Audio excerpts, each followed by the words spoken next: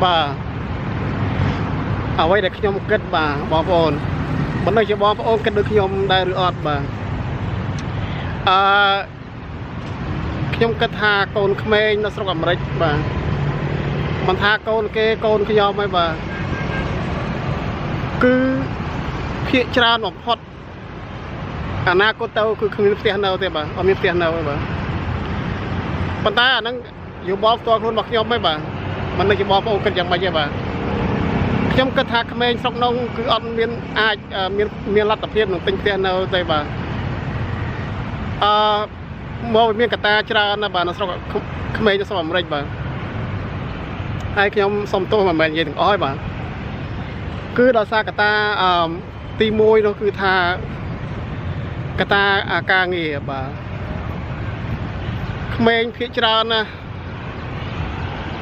ដែលมันអាចចប់រៀនចប់សាលាបានរៀនចប់ college បាទជួនកាលចប់ហើយក៏គ្មានការងារធ្វើល្អបាទ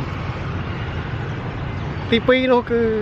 កត្តាសង្គមអាមេរិកបាទបងប្អូនក្មេងៗប្រុសខ្ញុំនិយាយសិតតែប្រុសឯណាស្រីវាអាចមានបានប៉ុន្តែប្រុសគឺភាគច្រើនណាស់ដែលអត់មានវា single វានៅម្នាក់ឯងបាទ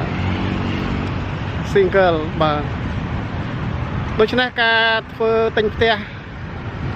នៅស្រុកនោះគឺត្រូវការpartner ត្រូវការអ្នក support អ្នកនៅជាមួយជុំគ្នាបាទជាគូសង្សារក្តីជាប្តីប្រពន្ធក្តីបាទហើយគឺថាកាលណាយើងនៅម្នាក់ឯងយើងមិនអាចរត់រួចថ្លៃ bill ហ្នឹងទេបាទថ្លៃផ្ទះហ្នឹងទេបាទទី4នោះទី3នោះគឺកត្តាការប្រាក់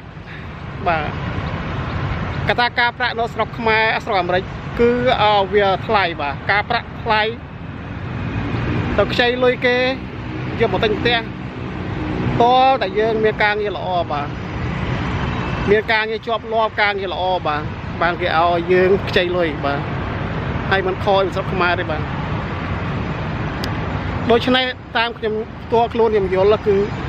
កត្តាទាំងអស់ហ្នឹងហើយដែលធ្វើឲ្យក្មេងទាំងអស់ក្មេងភាគច្រើនដែលនៅស្រុកអាមេរិកគឺអត់មានផ្ទះនៅអនាគតបាទហើយបើសួរថាអត់មានផ្ទះនៅអនាគតទៅនៅឯណាគឺ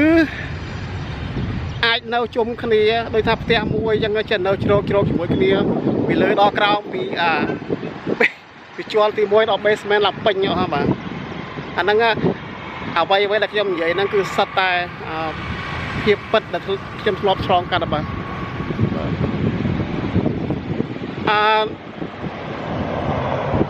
ដូច្នេះបងប្អូនយល់ដោយខ្ញុំរត់ដែរឬអត់